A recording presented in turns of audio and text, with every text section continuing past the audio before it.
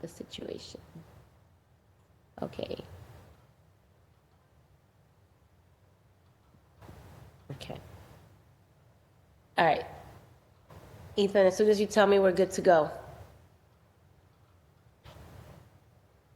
We're all set, Madam Chair. Okay, Ethan, thank you so much. I'm gonna gabble us in. Um, for the record, my name is Julia Mejia, at-large city councilor. I am also the chair of the Boston City Council's Committee on Post-Audit, Government Accountability, Transparency, and Accessibility.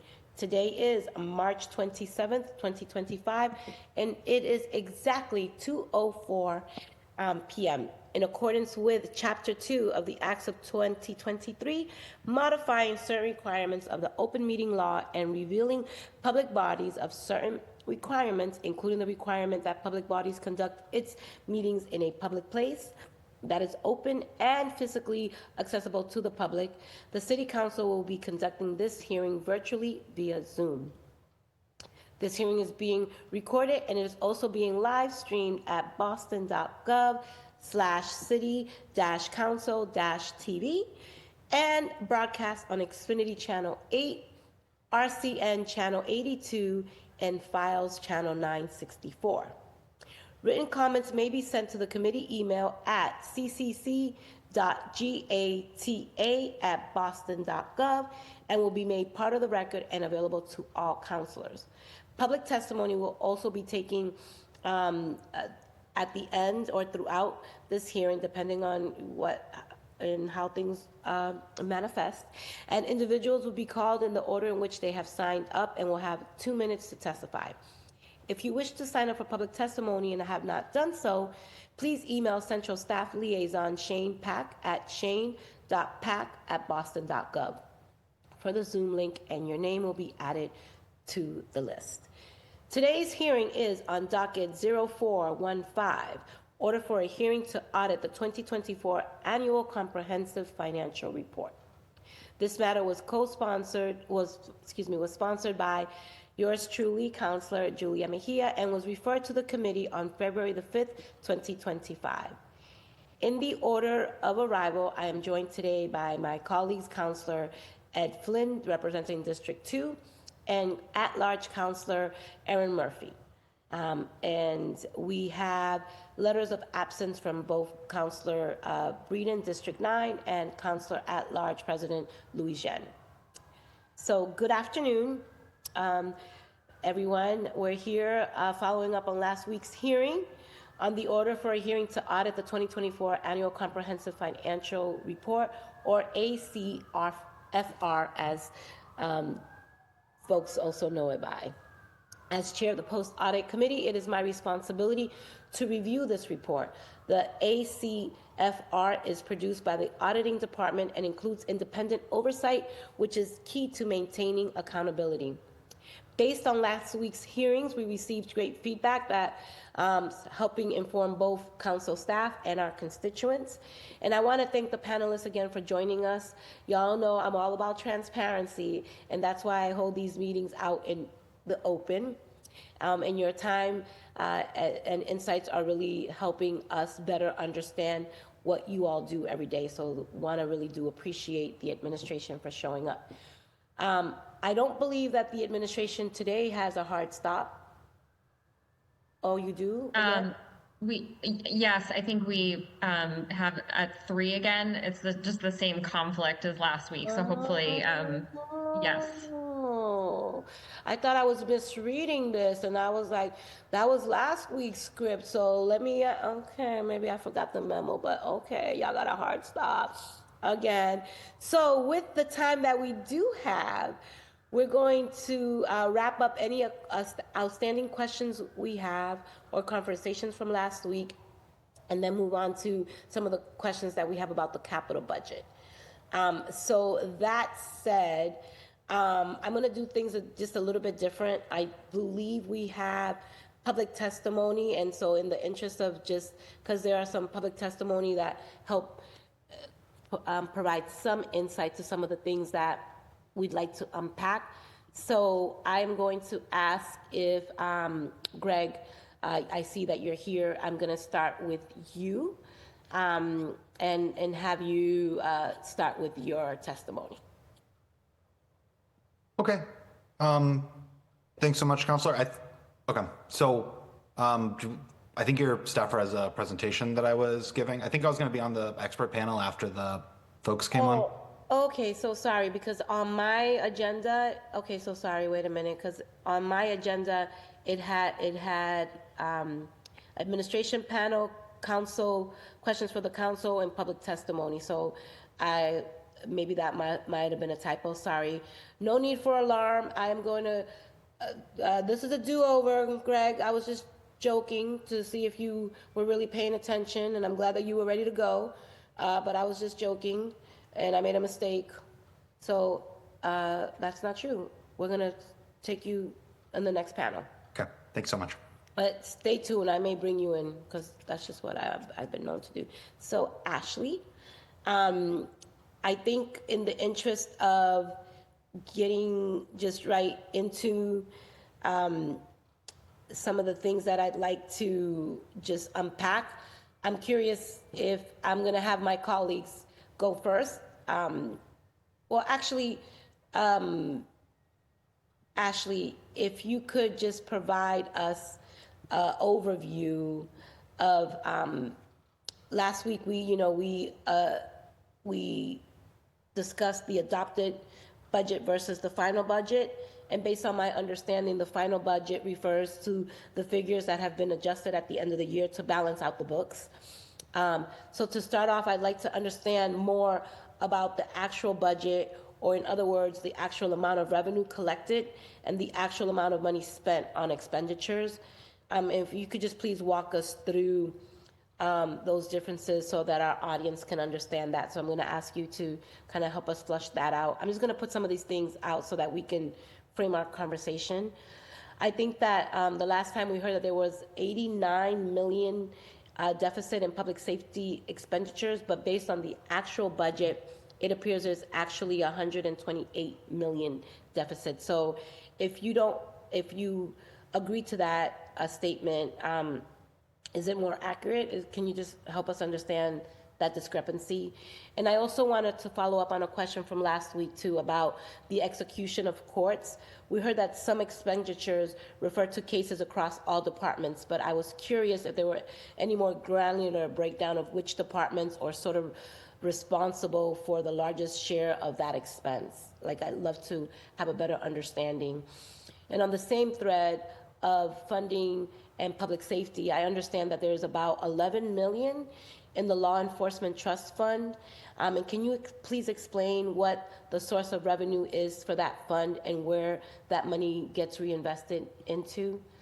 And then I do have lots of questions regarding the Capitol, but I wanted to start off where we left off last week, and then I would like, if my colleagues have any specific questions in regards to last week's hearing or anything that you need some clarity around, because I'm paying attention. It is already 2:12, and we have a lot to unpack here. So colleagues, do you want to add any questions? Yes, go ahead, Councilor Murphy. Not specific. Thank you for the ones you've already mentioned. I would have added those also. The execution of courts, I would love definitely a breakdown of how much we have spent, and with that, if the information does break down by department, that's helpful also, but the overall expense on that would be good. And thank you for last week, and I'm just happy to be on to follow up with this conversation. Thank you, Councilor Murphy, and I also want to acknowledge that we've been joined by Councilor Weber. Okay, Councilor Weber, and from last week's hearing or this one, any questions that because we only have 45 minutes with the administration, and so I just wanted to make sure that they get all of our questions. Yeah, no, Chair. I mean, I'll follow up, but just thank you for hosting the hearing and bringing this forward, but no questions from me. Thank you.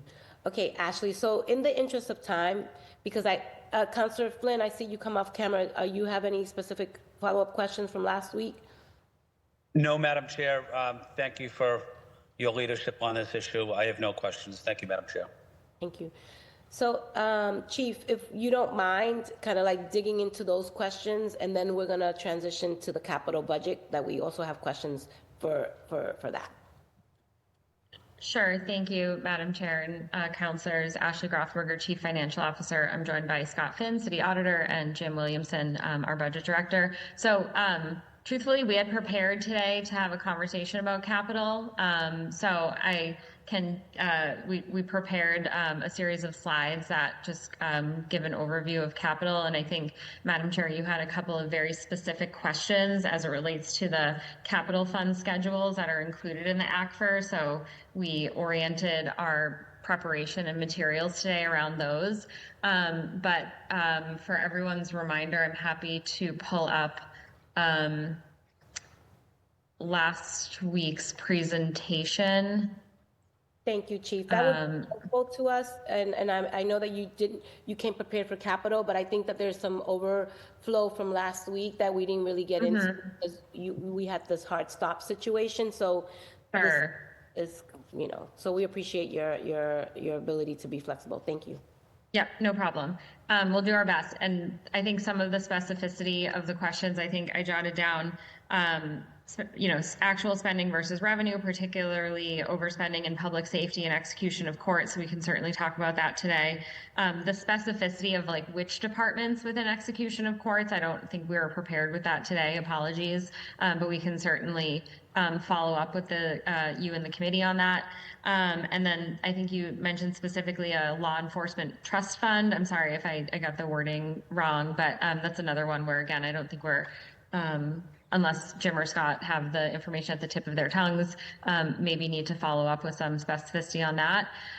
But just to quickly recap for the committee and for folks who maybe were not able to participate last week, we are here because of the annual comprehensive financial plan or report, or the ACFR as we call it, which is a set of financial statements for governments that complies with accounting requirements set forth by the Government Accounting Standards Board, or GASB.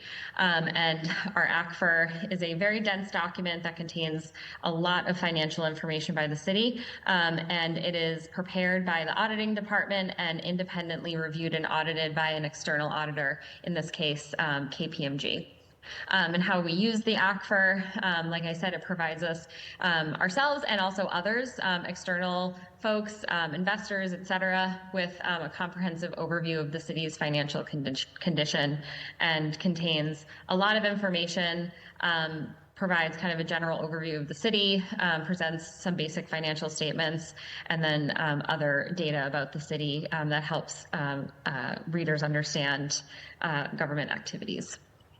So just a quick reminder for fiscal year 2024, we ended the year with a net surplus of $89 million or $88 million, excuse me, and that was driven primarily by revenue coming in above projections. So overall, our revenues exceeded budget by $177 million, as represented on this table that we have pulled up on the screen. The biggest driver here, and I think we spent a little bit of time talking about this last week, was overperformance in interest on investments. This is happening in municipalities everywhere in Massachusetts and elsewhere, where due to the high interest rate environment, we are seeing strong income based on the cash investments that the city has. So that is coming in well in excess of budget. But again, because we expect and hope, for reasons, that those interest rates will start to come down, and we have reason to believe that they will come down over the course of the next number of months and years, we try to budget this line more conservatively and more in alignment with what we expect long-term actuals to be, so that we are not committing ourselves to a level of spending supported by this revenue that is not sustainable or ongoing. And then on the expenditure side, as you mentioned, everything on budget with the exception of spending in public safety, primarily police and overtime and police and fire, as well as judgments and settlements or execution of courts spent over budget by $19 million. These are what we call reportable deficits. These are areas where the city is allowed to exceed expenditure authority to meet the requirements of those particular lines. And so thankfully, in this fiscal year, we had sufficient revenue to cover these shortfalls. And so net of those expenditure overages, the city ended the year with an $88 million surplus. Did you want me to pause here and we can wrap on the kind of expenditure questions before we move on to capital? You're on mute, Madam Chair.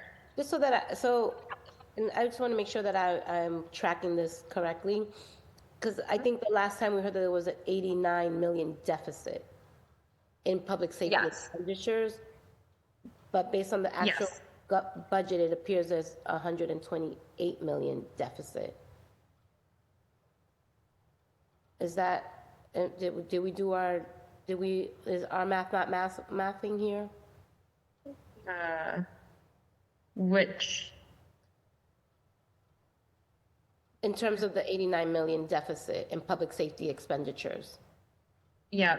So budget, it appears that it's 128 million. Maybe we're is that? I'm getting 89, but so which is based on city appropriations, which is where we would capture those public safety and execution of courts expenditures. The FY24 budget was 1.636 billion, and we actually spent 1.725 for a difference of 89 million. Okay, well then maybe my math is not mathing. Maybe I'm because there just seems to be, we're going to be following up with individual departments, to unpack this a little bit further in terms of underspending and overspending. But there were just a few things that we flagged. And I'll just follow up with my team because maybe our math is not mathing. Okay. So I appreciate you, your patience. And I'm just curious, the law enforcement trust fund is about $11 million. And so we were able to get that info. Are you not aware of the trust fund for law enforcement? Jim or Scott, is that ringing a bell for anyone? Just for context, the city has hundreds of trust funds. So this trust fund has $11 million. So that's a big chunk of change. So I hope y'all know every little trust fund that is out there. Scott and Jim, let me find out. Y'all don't know about this one. It's $11 million. I would say I do know it exists. It's not in my purview. I don't have the authority over it. It's a component unit, so the authority lays with the treasurer. So I would have to get more information on that. I do know it's there. It's just I don't want to give you specifics because I don't have oversight of that account. Okay, and so for those folks who are all intrigued right now, they're like, oh, a law enforcement trust fund. It's not a trust fund baby situation, y'all, just so you all know. The trust fund, from what I understand, is the trust fund is a fund where things get compensated from folks, like, cars and money and all that sort of, I believe is that what it is, Scott, right? I believe that's a component of it, yes. Okay. And so there's a nice little pool of money there, and it would be great to have a better understanding of how those funds get reallocated and get reinvested and to help support violence prevention efforts. I mean, we're really trying to understand where every little nook and cranny exists and figure out how we can help support the work. All right, so I think I'm going to move on, unless my colleagues have any other questions about last week's questions. I want to just make sure that while we have the administration, we can spend some time on what they came here prepared to talk about, which is the capital budget.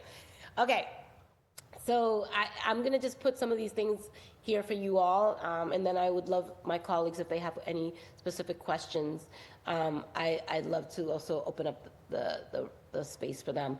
So I'd love to understand the status of various capital projects that we have, and how we have adjusted on our capital budget spending based on changes to inflation, especially around the construction area, that things are skyrocketed since things have been approved. So I'd love to understand kind of how we, as a city, have been meeting that demand, right? And just kind of how we've been adjusting.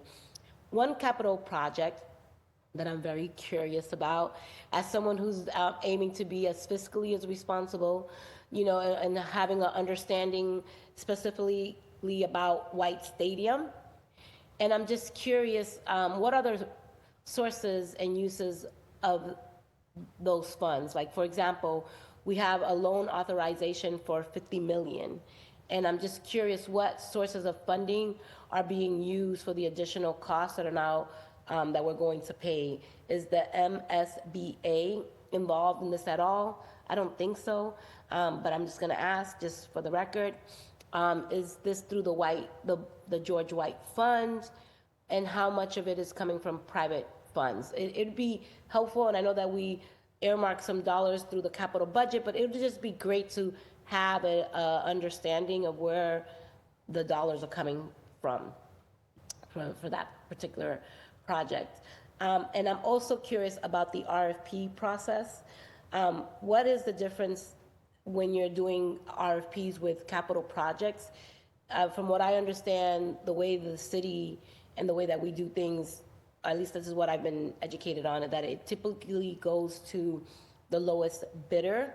But I'm just curious, and I'd like to get some clarity around what went down with the specifics of this particular RFP process. What was the framework that you all used for this initiative?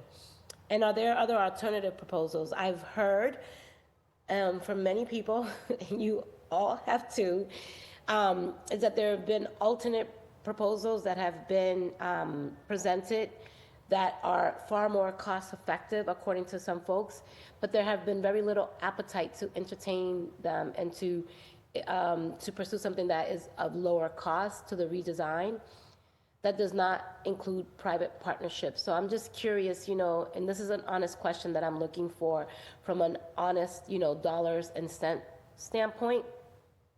If it's costing so much, is it fair to say that much of that will go to features that do not cater to students? Like, I think about the beer garden, I think about all of the other bells and whistles that we've been talking about. And I just want to go this specifically from a financial standpoint. And we do have other questions that were sent to us that I want to get into the record here. Can you explain any major shifts in funding prioritization and changing timelines that contribute to the significant changes between FY 2023 and FY 24?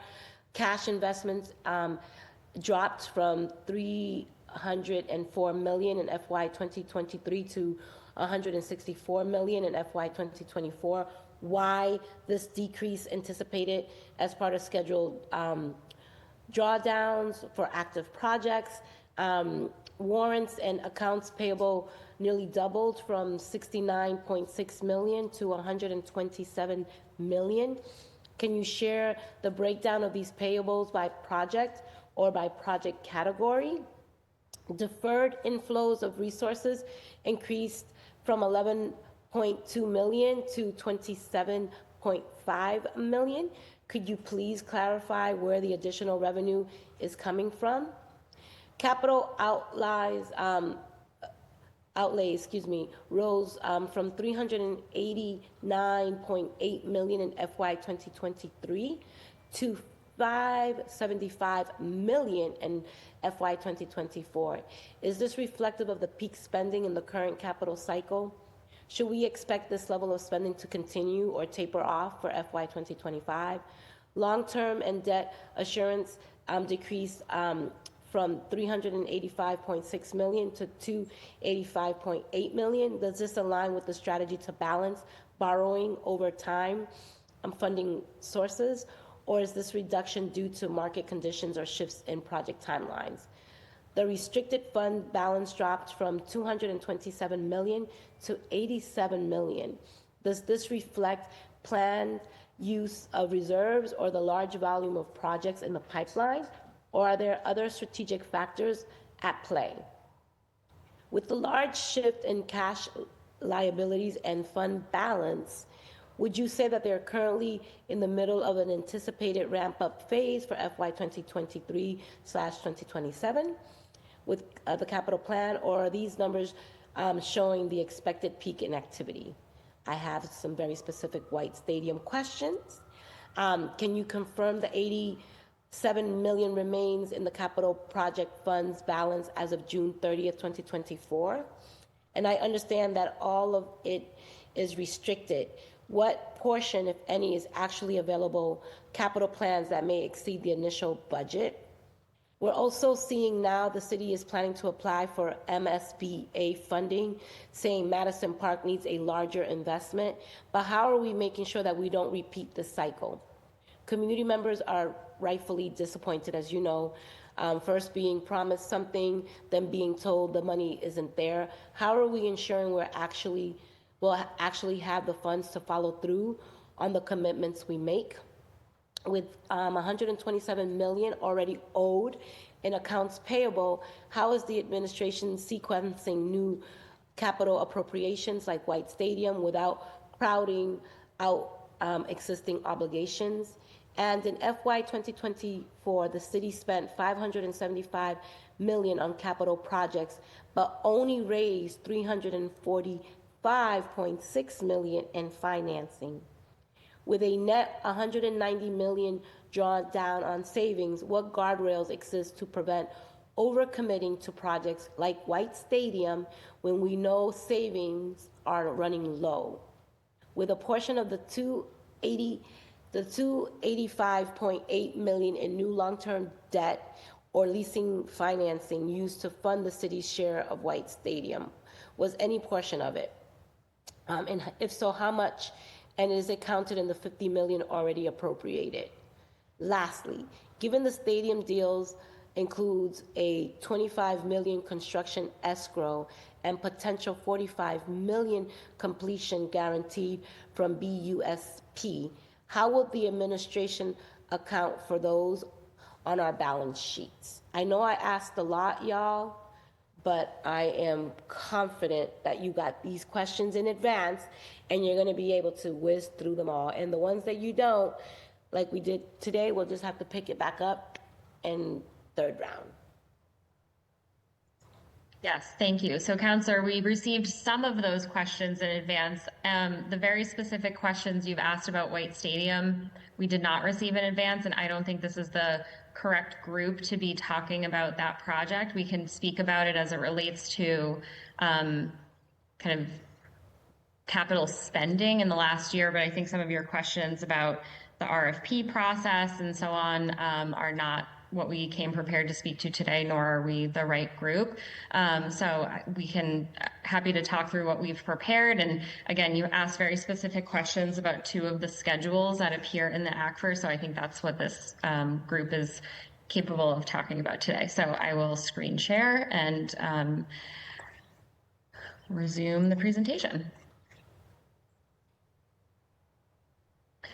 Okay, so we wanted to start with a bit of a table setting on the capital plan and what it is, which is ultimately sort of what feeds into the schedules that you ask questions about. So the capital plan is a document, a 5-year planning document that represents the city's intentions around capital projects. It's a planning document which includes many large construction projects, asset acquisitions, all sorts of work that the city intends to take up in the next 5 years.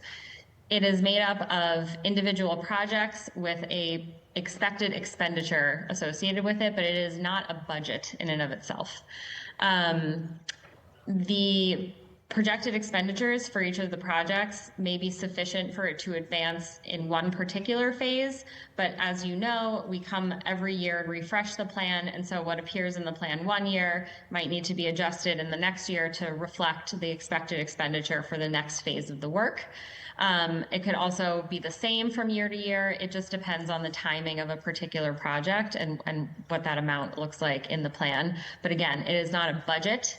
It is not appropriating money to a particular project. It is a plan that sets an intention and a roadmap for us about what we expect to do over the next 5 years as it relates to capital. But while it's not a budget, it is designed with capital constraints in mind. So it is not a wish list. It's not everything we can do. We design it with the understanding of the city's borrowing capacity, which is informed by our debt policies, making sure that we can, only do what we can afford to do. How we use the capital plan, like I said, it is a planning document. It helps us be thoughtful and go out multiple years to think about what expenditures we may need to make and align those with revenue projections. Many of the projects are for state of good repair, so we use it to help guide us on what of our existing assets need work. And then there are some projects in there that represent major changes, such as a new building, a major roadway, et cetera. But we are limited within that overall revenue amount of how much we can do for either state of good repair or major projects. How do we pay for the capital plan? So capital projects are primarily funded through what are known as general obligation bonds or GO bonds that the city sells, and we pay back the debt over time through annual debt service appropriations that are included in the operating budget each year. We get authorization to borrow based on loan orders that the city council approves. And so we can authorize debt or issue debt against the projects that are and the amounts authorized in the loan order. And that is what you all approve. And why do we do this? It's like buying a house, right? It's it would be better if we had all of the cash to do the project at once, but we don't. And so we finance it over a long period of time, which allows us to do more things more affordably for ourselves. And we sell bonds every year. And the timing, and I think that's going to become a really important thing as we look at these schedules. So much of this and what gets reflected in the ACFR is based on timing. So we tend to sell bonds on an annual basis, but that can change depending on a lot of different factors, market conditions, whether we need the money, just there's lots of timing factors that go into the decision about whether or not to sell bonds. Oh, Counselor, do you have a question? Yes, I do. I mean, because I think this is important. We're talking about buying and selling bonds, and I think that there's a level of opportunity for education for people to know, like, where are we, what kind of bonds are we buying, who are we selling them to, like, what's like, it's like the stock market, right? That's what you're talking about? Yeah, so we, I don't want to take up too much of your time, but I just think that it is really important for people to understand what it is that we're talking about and who are we selling bonds to and or buying them from. Like, what is that? Yeah, no, I agree. And that's why we're kind of going into this kind of like big picture description of what we do, because I think it's really important that folks understand. So we we sell bonds, so we go out on an annual basis and sell a certain amount of bonds every year. Basically, banks buy them, and then they sort of get like divided up and sold. And so basically we usually sell to a large bank. But can you tell me what a bond is? Can you like, is it like what is a bond? Is it like a certificate of like what, like, is it like gold? What, like, that's the level of understanding that people like. Sure. A bond, like, if you don't grow up with money, you don't know what a bond is. So yeah, think about jail bonds. Like, what is, just tell us what it is, please. Yeah, so it's a good way to think of it's a certificate. It's a piece, it's something that says like, you are buying this and you will get an amount of return on it over like a certain period of time, right? So it's a guarantee that, that we're fundraising money and we're going to pay you back for that with some amount of interest over a certain period of time. And so what's the price range for a bond? It could be anywhere between $50 to $100, like $50, So, $1,000. yeah. Give me a price point. So I think our last big bondish public sale was $335 million of bonds. What? So we sold, $335 million worth of bonds. And we're gearing up for a bond sale this spring. Okay. And that's how we fund our capital plan. That's how we fund the, hundreds of millions of dollars that go into the capital plan every year. Okay, and who gave you guys those bonds to begin with? Like, did y'all inherit the money? Like, how did you get the money? No.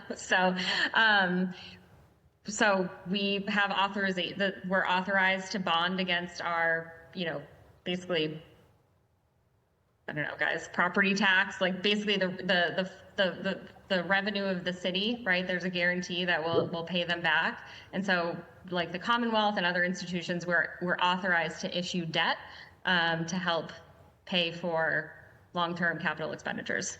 Yeah. See, I have no shame in my game asking these types of questions. No, it's a good question. I think that people want to act like they know it all. I sure don't want to be the person that thinks I know it all. I'd rather not know it all and learn alongside my audience, because we're all here to make sure that we are understanding all of this. So I appreciate you taking the time to explain it. Yeah, no, thank you for asking the question. Again, I think we are also viewing it from a point of wanting to educate folks and make sure people understand. So, like I said, we sell bonds. Oh, go ahead, Jim. No, just because these concepts sometimes are, the word bond, it's really like we're borrowing money and paying it back. It's very much the analogy that Ashley said about financing. And the same thing is with lease purchase financing. We use that as a tool, and we just go out and we finance it. It's very much like a loan, and it's a general obligation of the city, so we have to pay for it with our recurring revenues and it's based on the full faith and credit of the city, just as being a responsible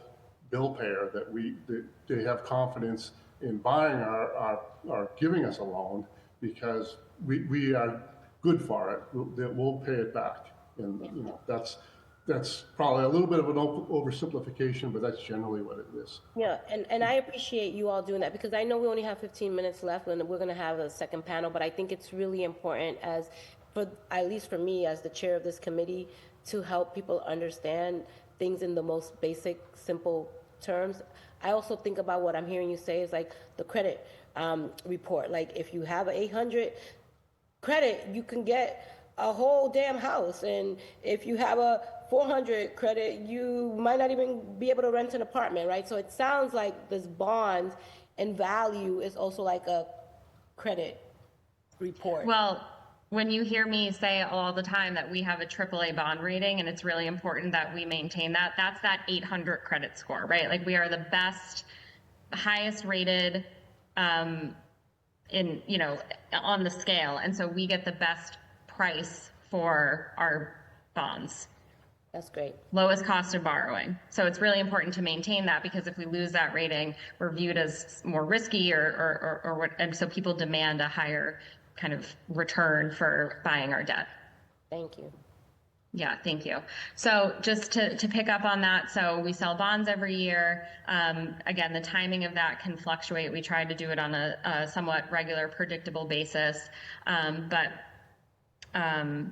the expenditures for the capital projects can happen ahead of the sale.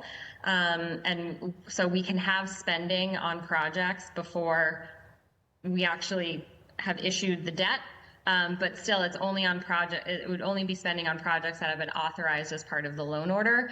And so the kind of like the city would be fronting the cost of that with our existing cash in our capital fund accounts.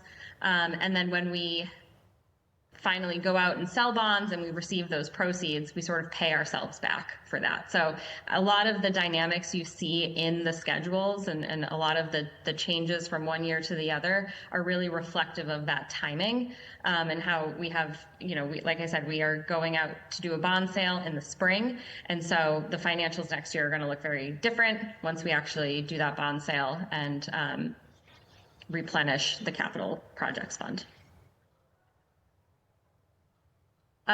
So Councillor Mejia, you had questions on the 2 capital projects fund pages in the ACFR, so we just wanted to go through those and explain what they tell us. So the first page, page 93 on the ACFR, is the capital projects fund balance sheet.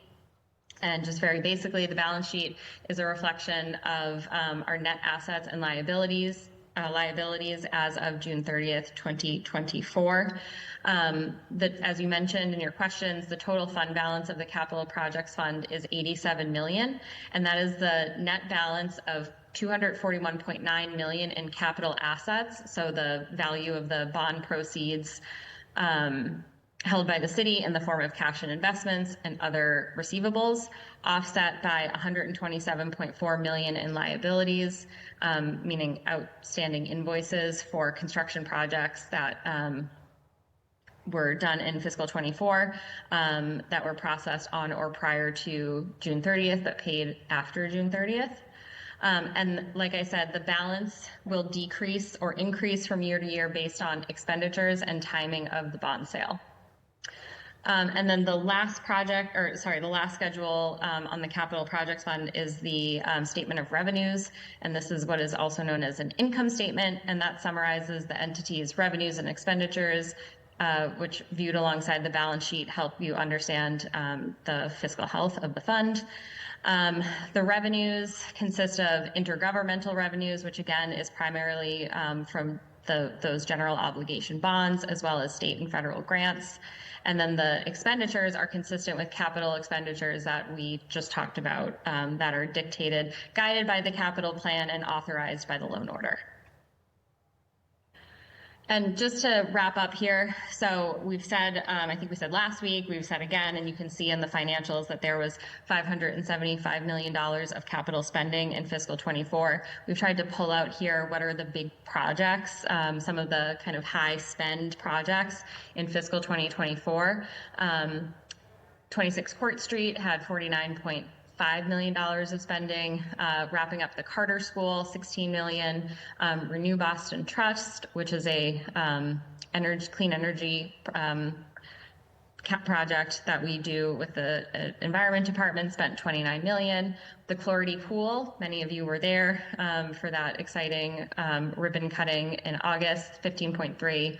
BHA Charlestown, just under 10 million. And then the Copley Square Park project, which is ramping up or has ramped up in the last year, was 6.2 million. So that's just some examples of the big expenditures that were happening. There's obviously many more that add up to 575, but just wanted to highlight some of the major ones. So that is what we prepared.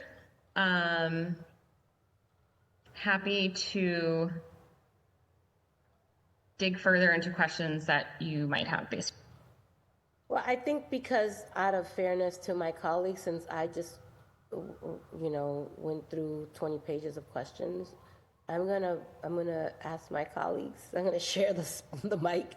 I'm gonna go to my colleagues, Councillor Flynn, Councillor Murphy, and Councillor Weber, for any questions they have, and then I can, just in the interest of fairness, wait my turn. Councillor Flynn, you now have the floor. Thank you, Madam Chair. At this time, I have no questions, Madam Chair. Okay, great. Thank you, Councillor Flynn. Councillor Murphy?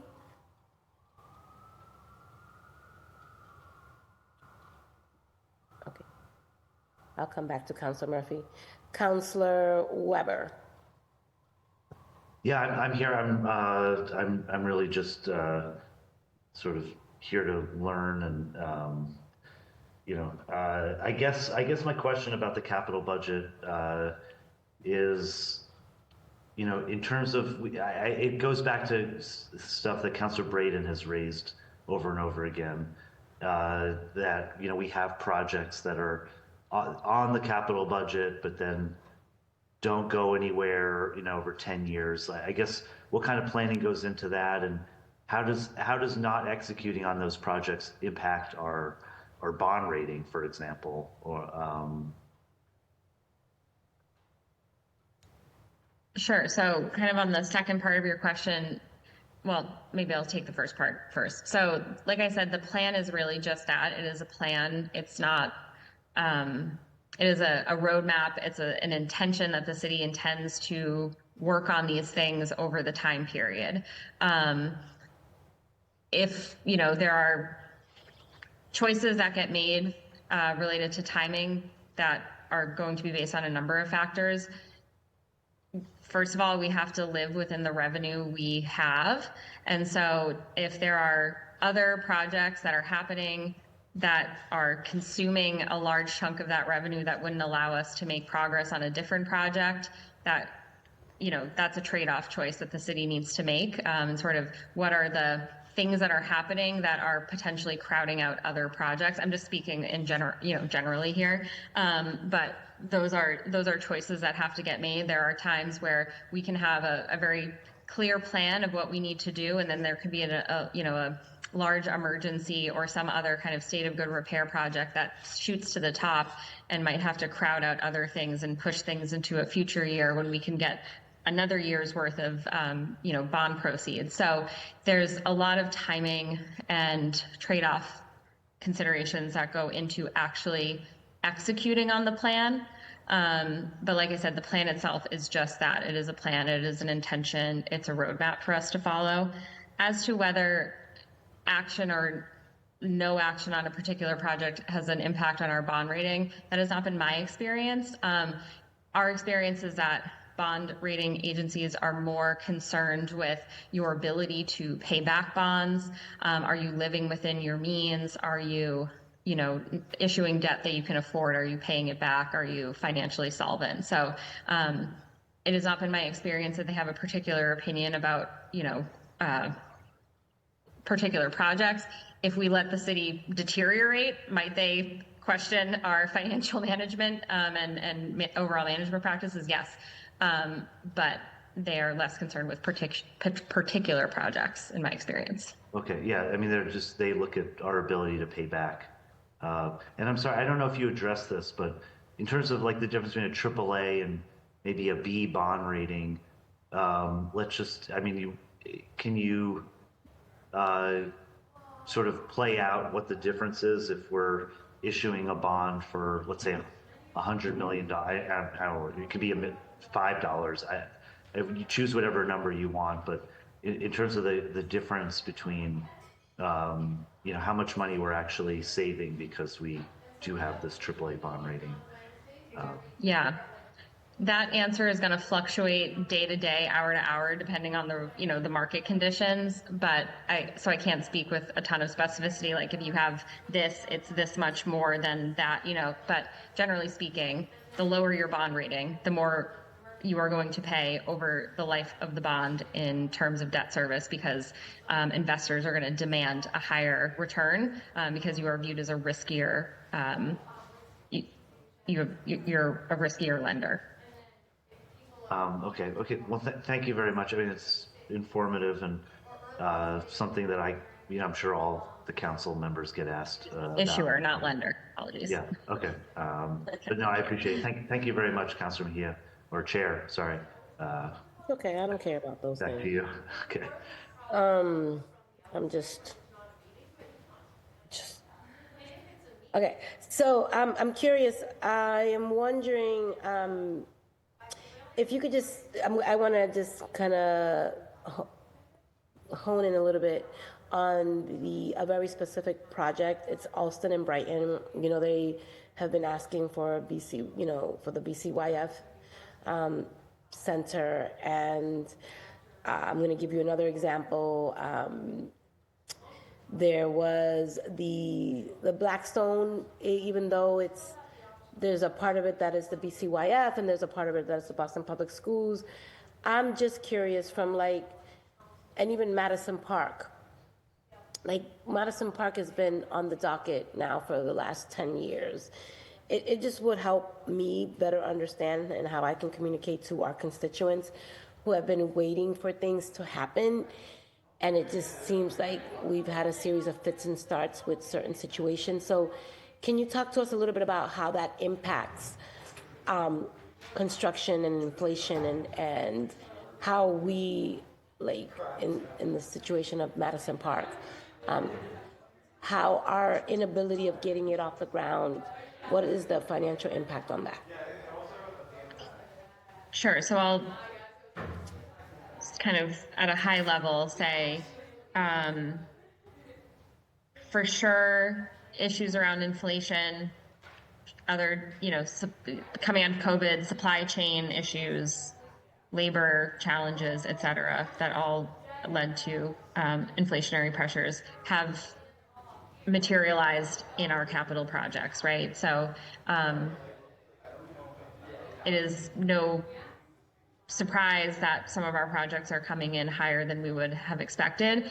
And the practical impact of that is, again, because we are bound by the amount of revenue we can raise within our debt policies, it just requires an increased level of choice and an increased level of, trade-off conversation that, again, within that same amount of revenue, if things are coming in higher, you can do fewer or less expensive projects. Like, there's different choices that the city has to make as we are confronted with these types of challenges. Yeah, I think what people are trying to also understand is what these trade-offs are and how these choices are made, right? Because when we think about Madison Park in particular, it's been about 10 years or so, and it was before your time, right? So it just, it's historical context here. But, when I think about a project like that, that has been in the pipeline, I feel like there is a financial, a financial detriment, if you will. Like there's something there that is not making sense, right? In terms of just the trade-offs, if you will. So can you help us understand it from that perspective? Like, or does that not make any sense to you? Like, it's been 10 years and we spent money on design studies. We've had fits and starts here and there. And now the project is at a different price point, and I just feel like the longer we wait, the more it's going to cost, and then we're speeding up the process with other projects like White Stadium, and from a financial standpoint, it's hard for me to understand that. So can you help me financially understand that dynamic? I'm naming those two projects because they're the most recent example of like hurry up and wait, or we're gonna seek funding elsewhere. It's a good example to understand the syndrome that I'm trying to identify. Yeah, I understand. Thanks for that question. And I think it's also important to not view the choices as one versus the other, right? There are so many other projects that are happening all across the city as well, and I think we could, it could create.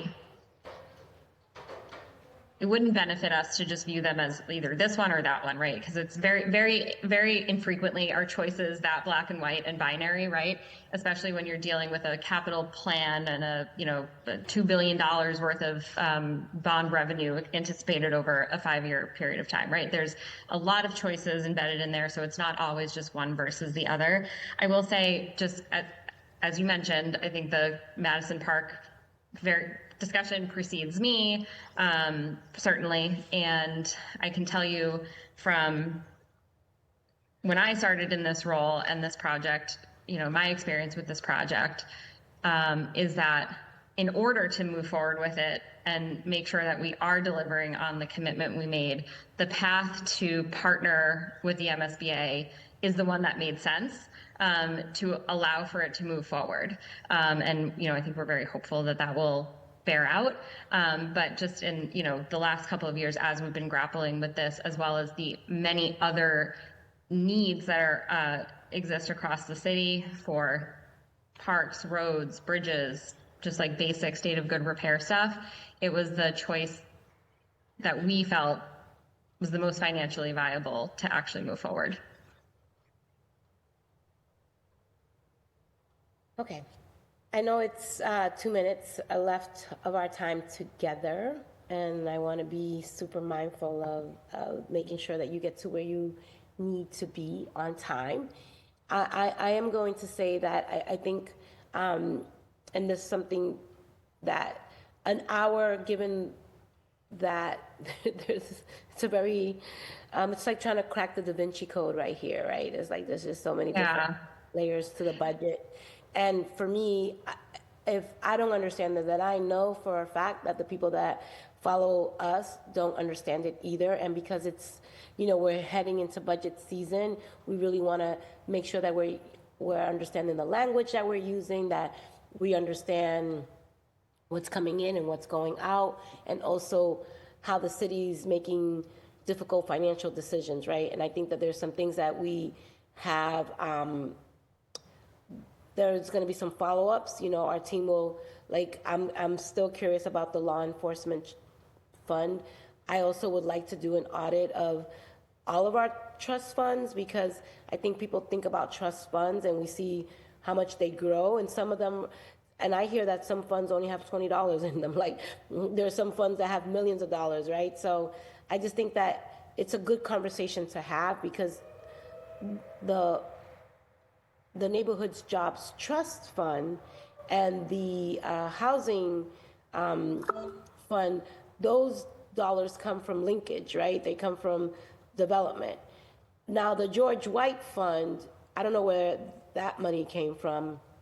I know that, from what I understand, the Law Enforcement Trust Fund comes from things that get seized in, crime situations, right? So each fund has its own pathway, I guess, if you will. But in order to utilize those funds, I know how some of them work, but I don't know how all of them work, right? And I think that if the city is utilizing some of these funds for capital projects or operating budgets, right, or potentially could, these are the sort of conversations that are helpful to have, right? So I guess part 3 of our time together, hopefully we will, I'm already a minute holding you hostage. I'm gonna let you go because I want to be respectful of your time. But I think that these are the sort of things that we want to unpack a little bit further, and that we'll be following up again, very similar to how we started our time together. So I wanted to thank again you all for showing up the way that you have and you continue to, and for educating our audience. It really does mean a lot to us to understand, to know what you know. So thank you. Thank you. Yeah, and again, I really appreciate it, and it is helpful for us to come here and just talk about it, and like you said, develop shared language and shared understanding as we're heading into these conversations, particularly with the budget. I'm sure Jim and I will be in front of you many, many more hours talking about these things, so any opportunity we have to kind of table set and give us all the same foundational information we appreciate. And the capital plan especially is a living, breathing, constantly evolving plan, and there's there's not only one time of year to talk about it. So just thank you for having us to initiate the conversation. Thank you. Thank you, Jim. Thank you, Scott. And thank you, Chief, for being with us. And we'll see you again sometime soon. Thank you. Thank you. Thank you. Thanks. All right. Thank you. All right. So, colleagues, we have one more panel. It's the expert panel, who are probably going to help educate us further on all the things that we need to know when it comes to city financing. All right, Greg, from the Boston Policy Institute, the expert. Hi. Thanks so much for having me on. My name is Gregory Maynard, and I'm the co-founder and executive director of the Boston Policy Institute. Thank you very much to Councilor Bija, for having me on this panel today. It's always an honor to present to the Boston City Council. I have a presentation that I think your staff is going to share here. We're going to go through. We've got it. Greg, are you able to share? Are you able to I share? am able to share. Let me, I can do that. All right. Okay. Hang on one second here. I apologize. I can share it from my end over here too, if you prefer. Yeah, if you could do that, that would be fantastic. I apologize for the delay here. Great. All right. Thank you so much. So just before I get started, Boston Policy Institute launched in December 2023 to provide original research, expert analysis, and important resources on the most important challenges facing Boston and the Commonwealth of Massachusetts. On the issues being addressed in today's hearing, BPI has been the leading watchdog for Boston Public Schools compliance with the agreements that it's signed with the state. BPI commissioned Aaron Cooley to produce a series of important memos in 2024, and earlier this month, BPI produced the most in-depth report on the systematic improvement plan and the MOU that preceded it, Beyond Small Fixes, the case for continued accountability in BPS, which was written by education expert Kerry Donahue. You can read it on our website, bostonpolicyinstitute.org. On the school construction and the MSBA process that we'll be talking about today, I've served as the manager and advisor for a number of school building project campaigns, including for Somerville and Lowell high schools, two of the largest high schools recently built in Massachusetts. And BPI has closely monitored the Madison Park building process. In today's presentation, I will go through the MSBA's core program process, BPS's Madison Park building process so far, and what to expect in the coming years. Next slide, please.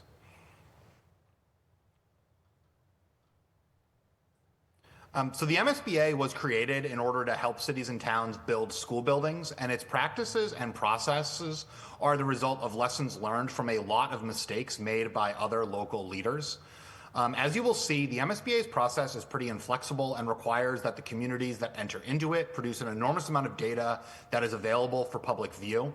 The MSBA has two programs, the Accelerated Repair Program for projects like replacing roofs, boilers, and windows, and the Core Program, which is for building substantially new schools.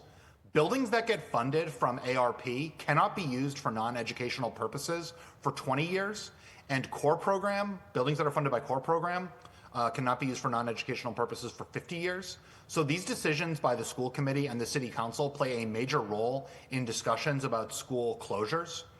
The reason MSBA can be inflexible but still get so much interest is that they're offering a huge amount of aid to participating communities. For instance, in Somerville, the MSBA paid for about 46% of the $256 million high school. So communities are getting a lot of bang for their buck. Next slide, please. This is the statement of interest and the 8 modules of MSBA's core program are listed here. Madison Park is currently in the SOI phase, and if it is invited, and that's a big if, the project will proceed through those 8 next steps. This list is important for the next section where we will review BPS's in-house school building process for Madison Park. Next slide, please. So BPS had an in-house process for renovating Madison Park that started in September 2022 and ended when the city decided to enter the MSBA process. So starting in September 2022, the city took a series of steps, and as recently as February 2024, the plan was for construction on Madison Park to start this summer, 2025. The graphic on the left here is a slide that was presented to the school committee and the city council last year as part of the 2024 MSBA applications. So what happened? Why isn't construction starting this summer? We don't have any clear answer, but one major factor is that over the course of 2024, the cost of White Stadium rose enormously. It has now more than doubled from $50 million to at least $100 million that the city of Boston will be paying. At the same time that the much higher cost to renovate White Stadium became public, the city decided that it did not want to pay for the Madison Park renovation on its own and decided to end its in-house process and seek the substantial aid that was provided by the MSBA instead. Next slide, please. So what did BPS's in-house school building process look like? It was much different than the MSBA's process. First, there was 2 different feasibility studies, One a year long by Annam Architects that ran from September 22 to October 23, and then another by the OPM and design team that ran last summer to fall of 2024. Two big things happened between these feasibility studies. The first was the O'Brien move. As a reminder, in June 2023, Mayor Wu announced that the O'Brien School would be moving from its existing site on the Madison Park campus. However, that move was abandoned, and currently the O'Brien is staying in its existing site. The second was that the cost went up enormously. According to BPS and city officials who testified earlier this month, BPS thought that Madison Park would cost about $500 million until fall 2024, when they found out that it would cost more than $700 million. This revelation around cost needs a lot more explanation and study, because if Madison Park goes into the MSBA process, Boston will probably be building any other new schools on its own. And everyone involved in the building process, BPS, the school committee, the city council, and city hall officials need to understand how to avoid the big changes in timeline and cost that we saw in the BPS's in-house building process for Madison Park. Next slide, please. So this is the timeline for renovating Somerville High School through the MSBA process. This high school is a little similar to Madison Park. It's a comprehensive high school, so it included voc tech programs, and the systems actually share a superintendent. Mary Skipper was Somerville's superintendent through this whole process. The cost is pretty different. Somerville High School cost a little more than $250 million, while Madison Park is estimated to cost at least $750 million right now.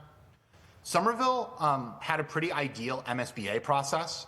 This timeline is from November 2015, and the new school had its ribbon cutting in December 2021, so they were able to stay on time even through COVID. Boston is at the very start of this process, all the way on the left, with submitting the statement of interest. And if Madison Park follows this timeline, and again, that is a big if, construction would start sometime in summer 2029, and the school would open in 2032. Next slide, please. The first step on the MSBA process is the statement of interest, which Boston is currently engaged in. The school committee has already approved the SOI, and the council is likely to vote on it next week. The MSBA will review applications over the course of this year and extend invitations this December 2025. An invitation is not guaranteed, and projects, especially high schools, often need to apply more than once before they are accepted. Somerville applied a number of times before it was accepted, and so were these two more recent examples, Brockton and Shawsheen Valley Technical High School. Having to reapply means that the timeline laid out in the previous slide would be pushed forward a year or two or three, depending on how long it takes for Madison Park to be accepted into the MSBA process. Next slide, please. If Madison Park is accepted to the MSBA's core program, it enters into Module 1, the eligibility period.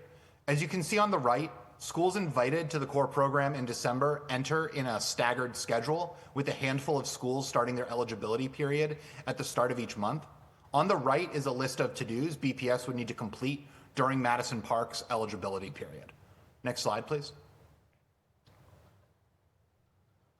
As you can see, the to-dos for MSBA are detailed and inflexible. I encourage folks to look through each of the steps in the 8 modules. These are all just taken directly from MSBA's website. Reading through each of these 4 slides and going deeper on MSBA's own website, it becomes clear why BPS why the work that BPS has already done on Madison Park will not be usable in the MSBA process.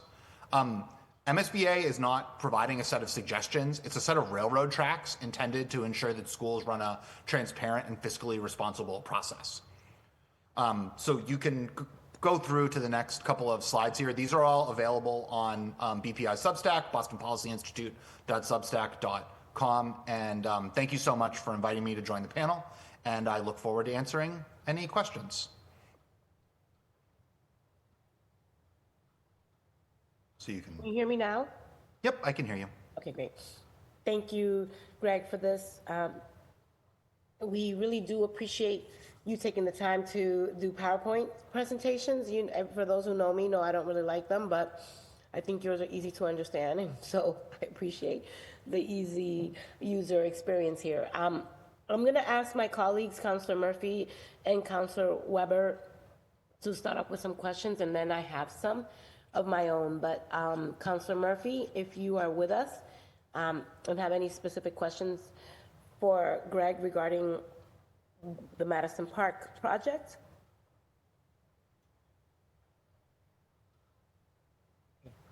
Counselor Weber, I know you were there for the hearing, so I'm sure you probably have some questions. Yeah, are we still at that hearing? Has it ended? Yeah, so I guess, Greg, so how long do you think it'll take, based on your research, for the MSBA process to play out in Madison Park?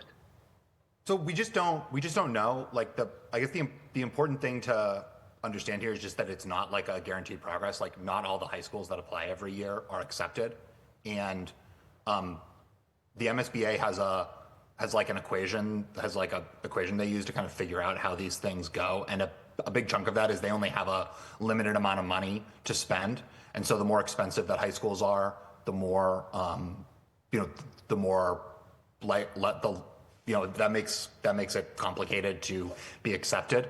I think the really important thing that I really want folks to understand here is that if Madison Park is accepted into the MSBA process, what that means is that Boston will not have, is very unlikely to have any other projects be accepted to the MSBA process for a period of years after Madison Park is accepted. And so that means if Boston's going to build its own schools, it's going to do it on its own dime and using its own process. And from what we've seen of the Madison Park process in the past, we saw really wildly differing timelines and cost estimates. And so I think there's a lot of questions that BPS needs to answer about its in-house building process, kind of whether or not Madison Park is accepted to the MSBA process.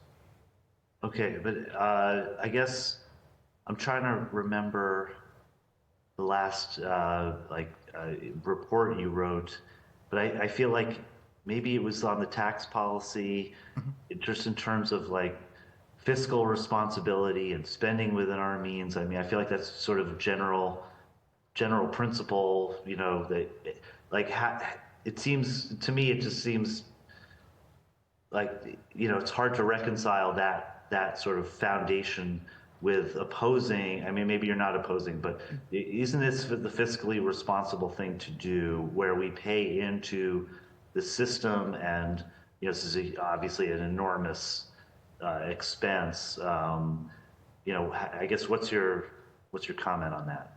Yeah, I mean, I think this is definitely like I emphasized in the kind of at the top of this presentation. Like the MSBA process is the MSBA process is tough to go through, but it's offering an enormous benefit, right? Like if you can not pay for even 30 or 40% of a hundreds of millions of dollars worth of school building, you should absolutely take it. But it does, it raises especially for Boston, right? Where Boston is pretty different from a lot of other communities in Massachusetts, right? Somerville only has one high school, Lowell only has one high school. Even larger communities, like Plymouth and Newton have like two. Boston's just much, much larger than those communities are. And so its needs for new school building, as you guys have heard from lots of people, are pretty wide ranging. And so it's like the MSBA is certainly an important part of this, but for a lot of smaller communities where the MSBA might be the end all be all, in Boston, it does seem like the city has some interest in building schools outside of the MSBA process.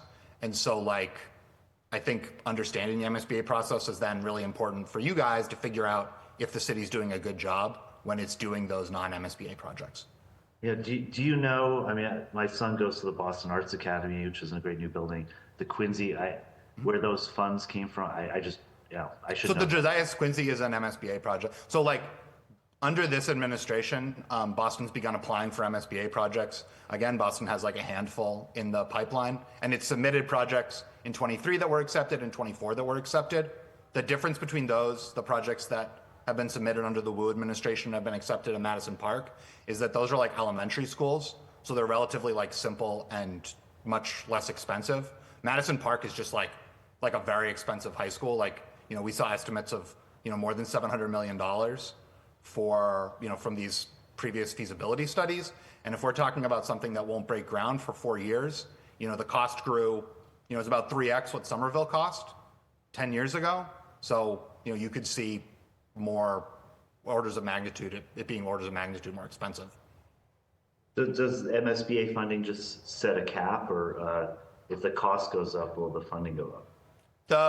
So the process will, it's not like it's linked to inflation when you apply. Like, as you go through the process, there is a point where they start doing that stuff. But it's a very detailed process. But there's basically like expenses for which they will reimburse. And so a lot of the things you see in high schools and schools across Massachusetts are basically because of the MSBA process. Okay. Well, thank you very much, Chair. I appreciate it. Thanks, Greg. Thank you, Councilor Weber. I guess I appreciate your questions. I'm curious, Greg, just because I understand that every single time we apply for MSBA funding, it has to get approved through the council. And this is probably something that I'm just curious about. So if we get denied, we would have to come back to the council and go through the same process, or would that application just be on queue for the next time around? Do you know? Yeah, so the city is required to approve every year. A big chunk of the MSBA's process is designed to ensure that the communities that are trying to get into this process genuinely support these projects and are prepared to pay the very large costs that it will take to build new schools. And so if you look through the MSBA's process, they require that, the school committee and the cities and the city or town's board, either a select board or a council or a board of aldermen, and the mayor all sign off on these things. And that's a big focus of the MSBA process, is ensuring that throughout these 8 modules that there's public support in the form of approval by the city's governing bodies. Right, perfect. So where I find to be somewhat of a disconnect in regards to the Madison Park process is that we heard overwhelmingly from Madison Park alums, current parents, students, and friends of the Madison Park that they did not want to pursue this as a option because they have been waiting, and that this was going to make them wait longer. And so on the council, if the goal is to get the community process, or maybe that's how I interpret, we represent the people and we are making decisions. I don't think we followed that construct for this particular Madison Park approval through the council, because while we went ahead and moved on with it because we didn't want to be the reasons why we didn't move on, but it sounded like the process was flawed in that case, because overwhelmingly we heard from community that they did not want, not because we didn't want the money, but because they didn't want the delays that came along with it. Is that what you heard too? Yeah, I mean, so I looked at some of the, I know that the MSBA, kind of the Madison Park renovation project, didn't start in September. This particular iteration of it started in September 22. It happened prior to that, and there's a number of schools that are kind of in the waiting list, right? The O'Brien doesn't have a plan right now for what they're going to do there after the plan to move it to West Roxbury was withdrawn. But I think Madison Park's experience, going through this is going to be really important, particularly, Council President Ruthie Lujan and I think yourself co-sponsored the Boston School Building Authority hearing order. And I think these are stuff that should probably be discussed in there, because, the city is, in order for the city to build a lot of new schools, it's going to need to build some of those schools on its own dime and using its own in-house process. And so it's clear that there's a lot of lessons to be learned, I think, from the city's building process with Madison Park between September 22 and now. And yeah, I think there's a lot of potential lessons to be learned that I think would probably be a great thing to discuss at that Boston School Building Authority hearing whenever that gets scheduled for. Yeah, and I also recently suggested in one of our, maybe it was a working session, I don't know if it was public or not, in terms of it being recorded, but one of the things that I'd like to see as part of our norms here in the city of Boston is that, very similar to how we have the Neighborhoods Jobs Trust and the Mayor's Housing Fund, which comes from linkage. I was thinking that there should be another bucket of funding that gets allocated for Boston Public School facilities and or development, because a lot of these projects are, I wouldn't say displacing people, but it's, schools are part of the equation around planning and development, right? And I think that it's important for us to start thinking about where we're going to get the money from. So not to say that we're rejecting state, but that we also have our own revenue source to be able to not just make those decisions, but to have a pool of money that gets generated through whatever tax form that we can think of. And I think that should be and could be part of the conversation, as well as our pilot dollars. Most of our pilot funds community benefits, but I'd love to see, especially Northeastern, BU, all these institutions that are occupying so much of our space and not paying their fair share, that at the very least, they should be contributing to a pool of resources and money to help with facility upkeep and cost and renovations and creation of schools, right? Because we want our kids who grew up in Boston to go to these institutions, and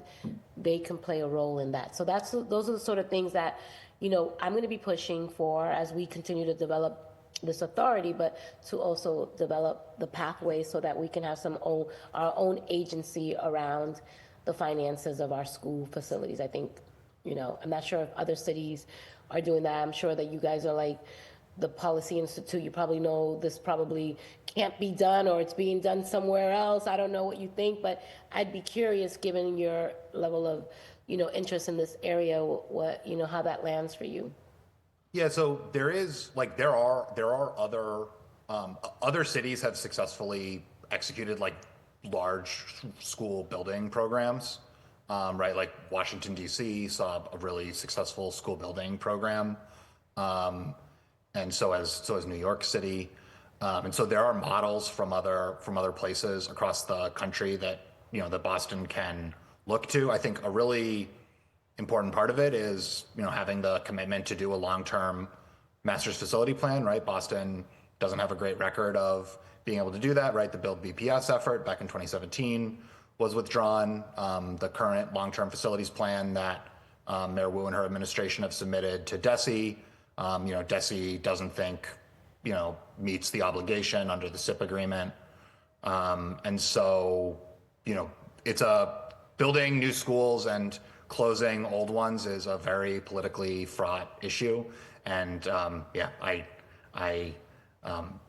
think that there's it's obviously something that Boston needs to do, right? It has a system that was built, a system that existed for significantly more students than are in the system now in the schools. The city has extremely old schools, so it's something that's I know it's a priority for a lot of folks. Yeah, and what I was trying to understand with the administration is really about the timing of things, in terms of how things are so expensive. The longer we wait, the more it costs.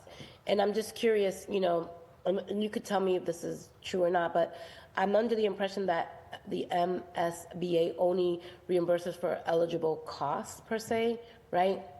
Do you think it'd be cheaper to build, for BPS to just build Madison Park today than wait another 7 to 9 years with the MSBA funding? I'm just curious about, what do you think about that? Yeah, I'm not a construction, like we're kind of presenting this MSBA, the MSBA process and, kind of what we've seen from public testimony around BPS's in-district building process.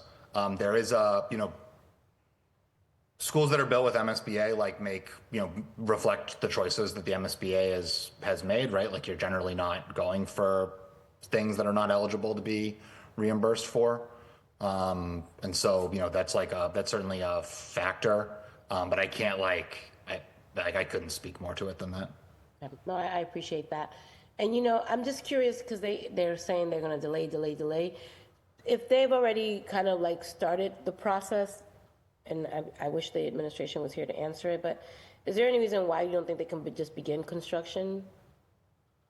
So for the MSBA, the reason you can't enter into the MSBA later in the process, basically, it's something that's why, all of the work that BPS did prior to entering into the MSBA process is very, very likely not usable in the MSBA process because you have to you have to do it their way, right? And so that is how it works. Yeah.